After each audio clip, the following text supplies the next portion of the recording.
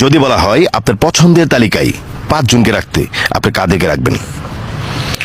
আমার বাবা, বাবা, আমার মা, ফাইন, আমার ভাই, ভাই, আমার বন্ধু, বন্ধু, আর আমার বউ। আপনার বউ। Okay fine. এখন যদি বলা হয় এই 5 জনের মধ্যে 2 জনকে বাদ দিতে, তাহলে আপনি কোন 2 জনকে বাদ দিবেন?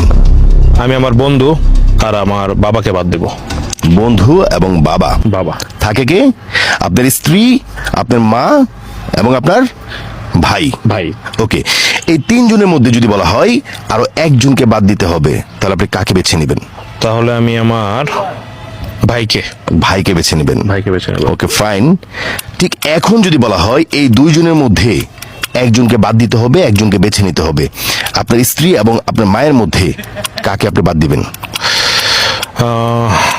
খুব কঠিন। আমি আমার মাকে বাদ দেবো, আমার স্ত্রীকে রাখবো।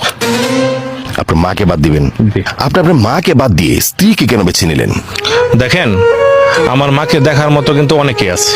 আমার বাবা, ভাই, বোন কিংবা আত্মীয় স্বজন অনেকেই আছে, কিন্তু আমার স্ত্রীকে দেখার মতো কিন্তু আমি ছাড়া আর কেউ নাই।